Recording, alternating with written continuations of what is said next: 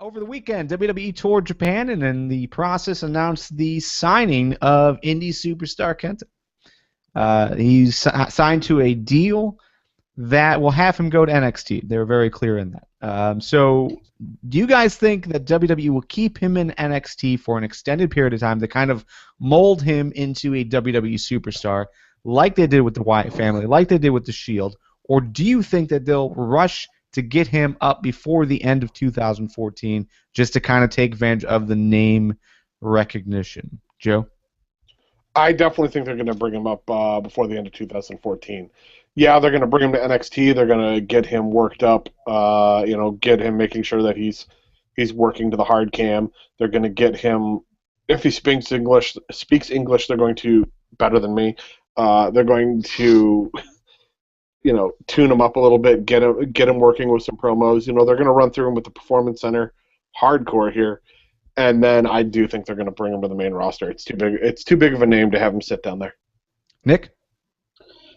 I think he is going to be given an accelerated program in NXT because with the language surrounding the whole signing, they kept referring to him as Kenta, and that tells me they're bringing him in as is. They're not going to do what they did with Seth Rollins, with Dean Ambrose, with any of the other indie guys they brought in. They're not going to repackage him and give him a new gimmick. And I think that's telling because they're treating Kenta as... They're not treating him as an indie guy. They're treating him as a guy from a promotion with as much history and prestige as a WWE, only in another company. Or another country, rather.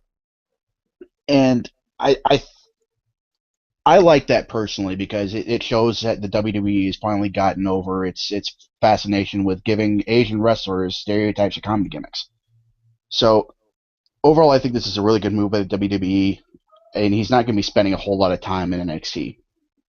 Indeed. I see what you did there. Dinosaur Lee. I think he's going to be in NXT. He's not going to be jumped straight to WWE. He's going to make a name for himself in NXT. I think he's going to be kind of like, I think he'll make the same kind of splash as Rusev. He would have that kind of push. Not so much a, wow, look at how this guy dominates in NXT or anything like that, or how he came up from NXT or anything. But I don't think he's going to have a rush for any reason. And if he'd be up before the end of 2014, it would be because that was always in the plan. I don't think it's going to be something that they want to rush him through. So, yeah, I think we're not going to see him before the end of 2014. I think we'll see him next year. Okay. I am going to go out on a limb and say WWE is learning from their mistakes, and they're not going to rush a guy, especially an international guy, onto the scene without really vetting him in their system. We've seen where that has failed. Tensai. No. Yeah. Tensai was a worker for WWE. For a long time before he went to Japan. No, I'm talking about Sin Cara. Sin Cara is a perfect example of a superstar, an international superstar that they pushed onto the roster seemingly right away, and it proved bad. It proved a bad decision because he couldn't adapt well. I don't want to see the same issue with this guy.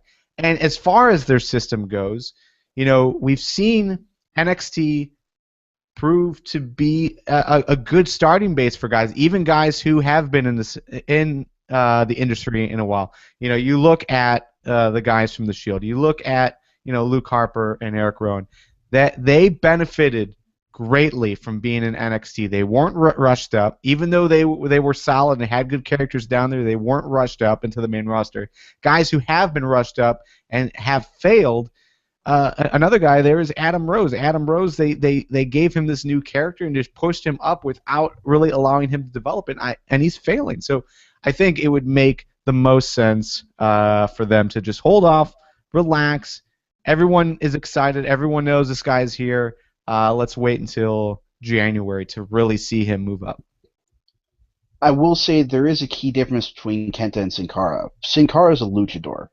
Kenta, on the other hand, his work style is a lot more adaptable to what the WWE does. I mean, Punk and Bryan already stole his finishers, so if you can work his moveset into that easily, I mean, Kenta's not going to need as much time to adapt as Sin Cara would have.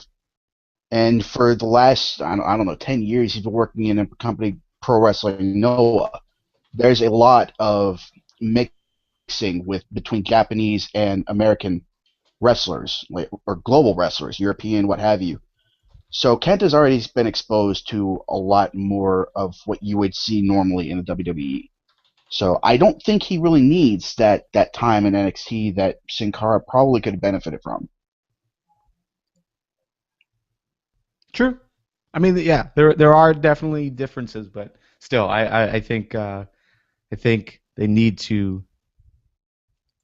not rush this. All right, we're gonna skip.